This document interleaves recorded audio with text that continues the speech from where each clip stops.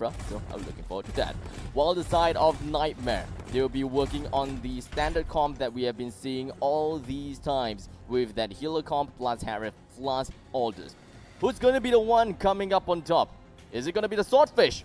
Or is it going to be the Grim Reaper? As we open up the portal, we are going to be seeing, well, the first game of match number 3.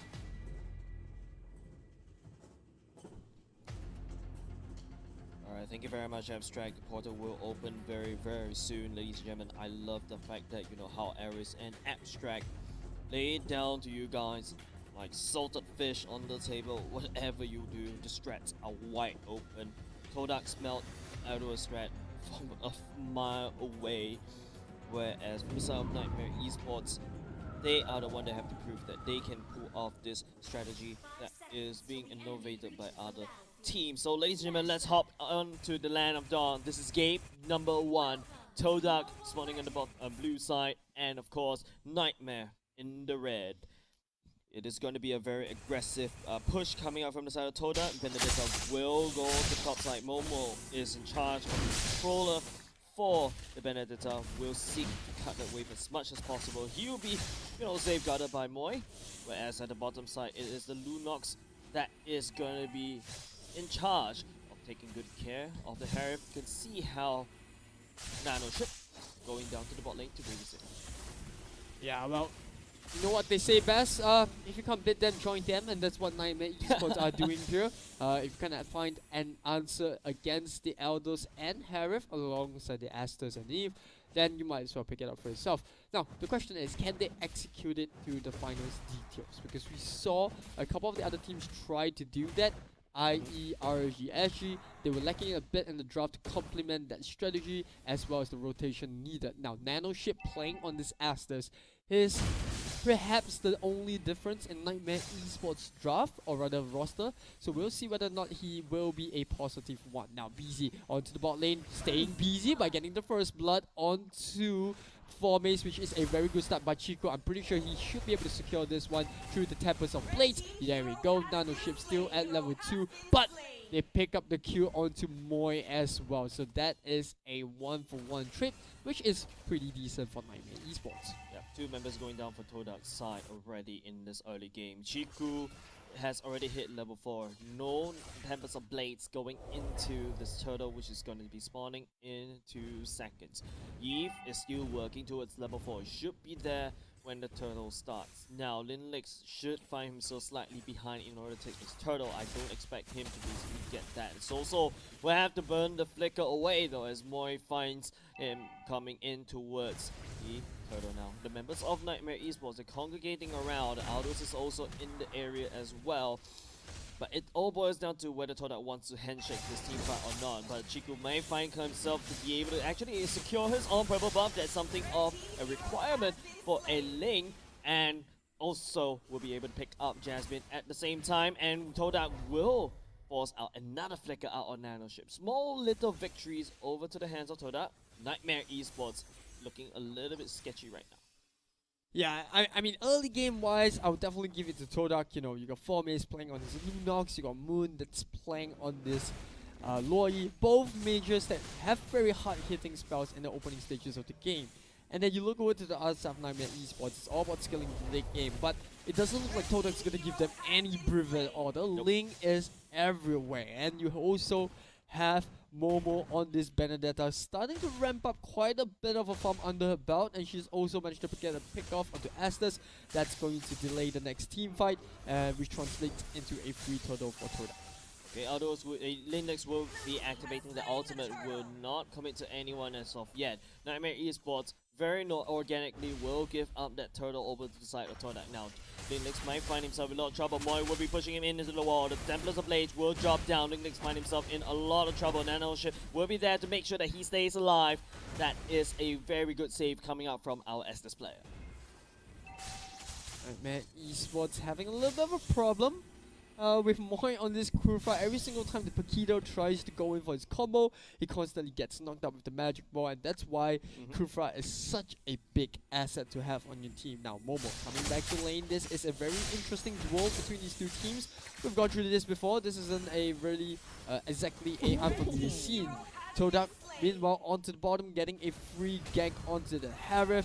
Like you said, TODAK getting mini victories on all these side lanes. They are halting Nightmare Esports progress. And TODAK, they know that Nightmare Esports needs time. They're not going to give it any to the Laos team.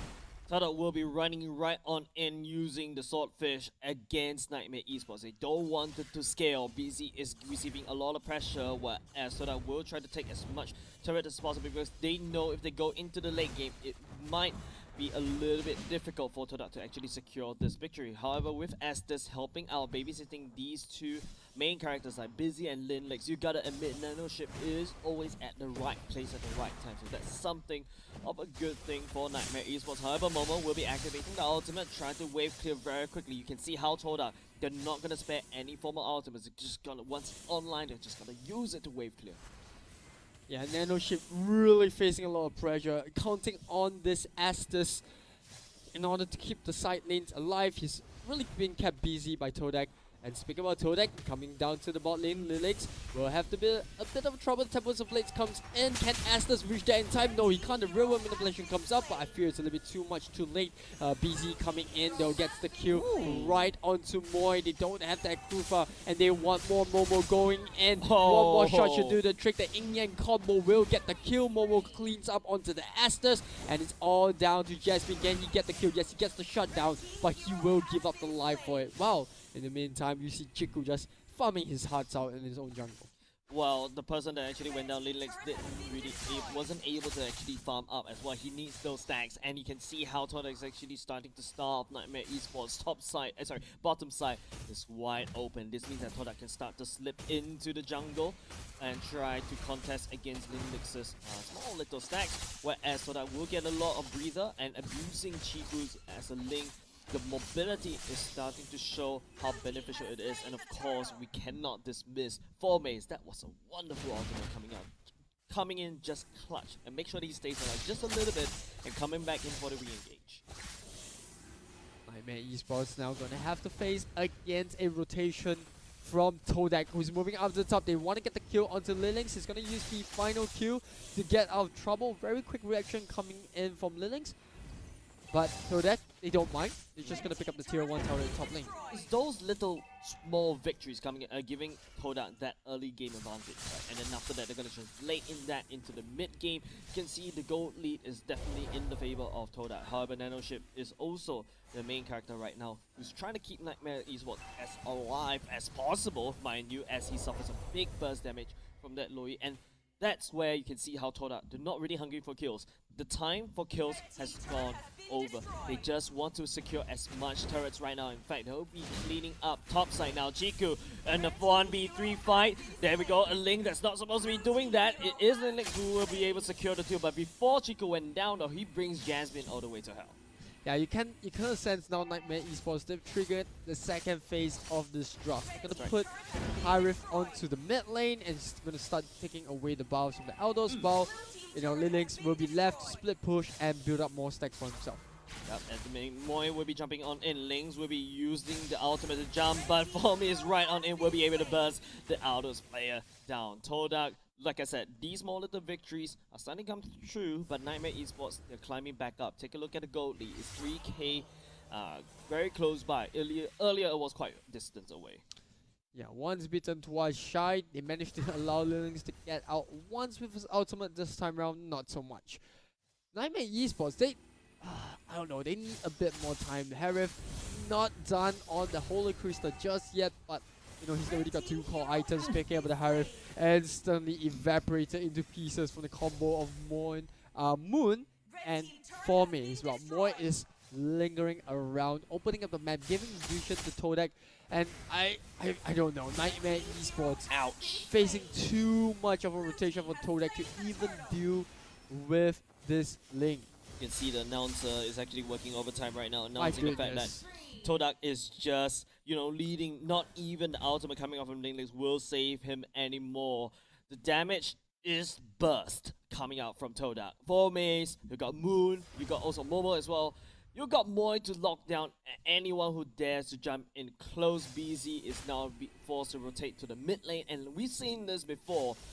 If you stop a Aldous drop, it will start to get very scary because take a look, ENGLiSH is actually finding a lot of trouble to actually pick up these sort of stacks. And now TODAK will push Nightmare Esports to the corner, and usually animals near the corner are the most dangerous.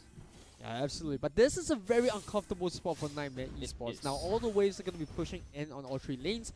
Harith and Elders are forced to share those gold. And at the same time, they're not going to be able to get any of the buffs in their own jungle because of how much presence TODAK have.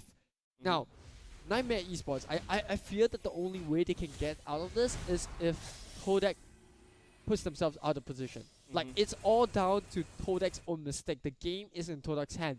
In order for Nightmare Esports to win, TODAK have to make a mistake. And with plays like this coming in from Chiku, will we ever see a mistake? But one more hit should do the trick. Can they actually get the kill? It's going to be super vital. But no, he doesn't. But here comes Lilink. He's going to be very desperate for this kill. Can he get it? Yes, he can. That is going to be a small victory. But that is what Nightmare Esports is looking for. This is the fight they have been waiting for their life. Busy comes in. Where is the Zaman Force? It's not online. They can't do it. Red Momo goes onto the back line as well. 4 Maze with the burst. Gets 4 on the board. Nightmare Esports, they crumbled despite picking up Chiku.